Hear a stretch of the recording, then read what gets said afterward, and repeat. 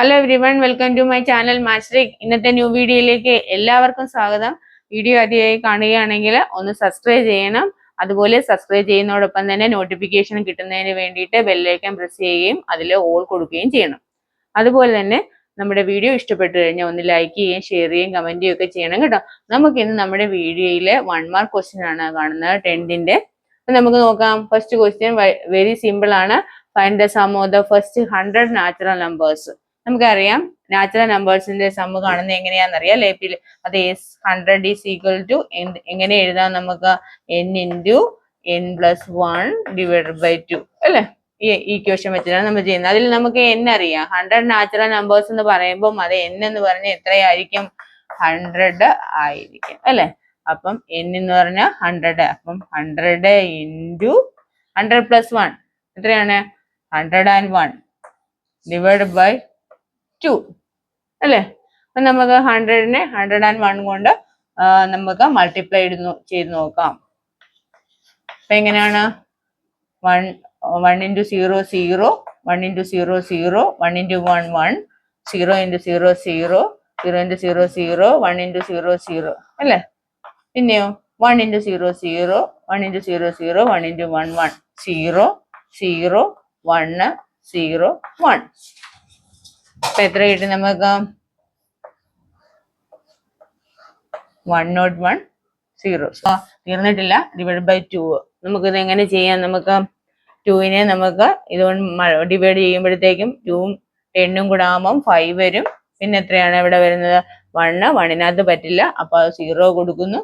അപ്പൊ ഇവിടെ വരുമ്പോഴത്തേക്കും 10 വരും. 5 2s are 10 അല്ലെ. 5 വരും. വീണ്ടും ഇവിടെ 0 വരും. അതുപോലെ തന്നെ എഴുതുന്നു അല്ലെ. അപ്പൊ എന്താണ്? 5 0 5 0. അപ്പൊ നമുക്ക് 100 നാച്ചുറൽ നമ്പേഴ്സിന്റെ സമയം എത്രയാണ് കിട്ടുന്നത്? 5 0 5 0 അല്ലെ. അപ്പൊ അത് കണ്ടല്ലോ ഫസ്റ്റ് ക്വസ്റ്റ്യൻ. സെക്കൻഡ് ക്വസ്റ്റ്യൻ നോക്കിക്കേ. സെക്കൻഡ് ക്വസ്റ്റ്യൻ നമുക്ക് നോക്കാം. സെക്കൻഡ് ക്വസ്റ്റ്യനിൽ പറഞ്ഞിരിക്കുന്നത് find the common difference of the AP whose third term is 8 and the 7th term is 20 അല്ലെ. നമുക്ക് എന്താ ഇവിടെ കണ്ടുപിടിക്കാൻ പറഞ്ഞിരിക്കുന്നത്? കോമൺ ഡിഫറൻസ് ആണ് നമുക്ക് കണ്ടുപിടിക്കാൻ പറഞ്ഞിരിക്കുന്നത് അല്ലെ. അപ്പൊ നമുക്ക് ഇതിനകത്ത് എന്തൊക്കെ തന്നിട്ടുണ്ട്? തേർഡ് ടേം തന്നിട്ടുണ്ട് അല്ലെ. തേർഡ് ടേം A3 എന്ന് പറയുന്നത്, അതായത് തേർഡ് ടേം എന്ന് പറയുന്നത് എങ്ങനെ നമുക്ക് എഴുതാം? A plus 2D. A plus 2D എന്ന് പറയുന്ന 8th ഇക്വേഷൻ നമ്പർ 1 എന്ന് കൊടുക്കാം. A പ്ലസ് 7th ടേം എന്ന് പറയുന്ന A plus 6D is equal to എന്തെന്ന് പറയാൻ 20 എന്ന് കൊടുക്കാം അല്ലെ. നിങ്ങൾക്ക് എല്ലാവർക്കും അറിയാവുന്നതാണല്ലോ. ഇനി നമുക്ക് എന്ത് ചെയ്യാൻ പറ്റും? നമുക്ക് ഇക്വേഷൻ 2ൽ നിന്നും ഇക്വേഷൻ 1 സബ്സ്ട്രാക്ട് ചെയ്യാം അല്ലെ. ഇക്വേഷൻ 2ൽ നിന്നും ഇക്വേഷൻ 1 സബ്സ്ട്രാക്ട് ചെയ്ത് നോക്കാം. എങ്ങനെയാണ്? അപ്പൊ എന്ത് ചെയ്യാം? നമ്മള് രണ്ടാമത്തെ ഇക്വേഷനെ സിമ്പിൾ മാറ്റി കൊടുക്കണം നമുക്ക് അല്ലെ.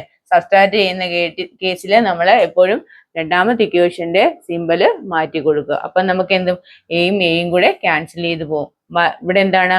-6. -6 2 പോയാൽ എത്രയാണ്? -4. -4D ഈസ് ഈക്വൽ ടു -20 8 പോയ എത്രയാണ്? -12. മൈനസ് വന്ന എന്താന്ന് മനസ്സിലായല്ലോ. വലുതിന്റെ സിമ്പിള് മൈനസ് ആണ് അല്ലെ. അതുകൊണ്ടാണ്. ഇനി -4D ഈസ് ഈക്വൽ ടു -12 ആണെങ്കിൽ ഈ മൈനസും കൂടെ ക്യാൻസൽ ചെയ്ത് പോകും. therefore 4D is equal to 12. therefore D is equal to എന്ത് വരും? 12 divided by 4 is equal to എത്ര വരും? 3. അപ്പൊ നമുക്ക് കോമൺ ഡിഫറൻസ് എത്രയാ കിട്ടിയിരിക്കുന്നത്? 3. ഈ രണ്ട് ക്വസ്റ്റ്യൻ എല്ലാവർക്കും മനസ്സിലായല്ലോ. വളരെ സിമ്പിൾ ആണ് ക്വസ്റ്റ്യന്. 1 മാർക്ക് എളുപ്പത്തിൽ നേടിയെടുക്കാൻ പറ്റും കേട്ടോ. അപ്പൊ എന്റെ വീഡിയോ ഇഷ്ടപ്പെട്ടുവെങ്കിൽ എല്ലാവരും ഒന്ന് ലൈക്ക് ചെയ്യണം. അതുപോലെ തന്നെ സബ്സ്ക്രൈബ് ചെയ്യുകയും ഷെയർ ചെയ്യുകയും കമന്റ് ചെയ്യുകയൊക്കെ ചെയ്യണം കേട്ടോ. വീഡിയോ വാച്ച് ചെയ്ത എല്ലാവർക്കും നന്ദി.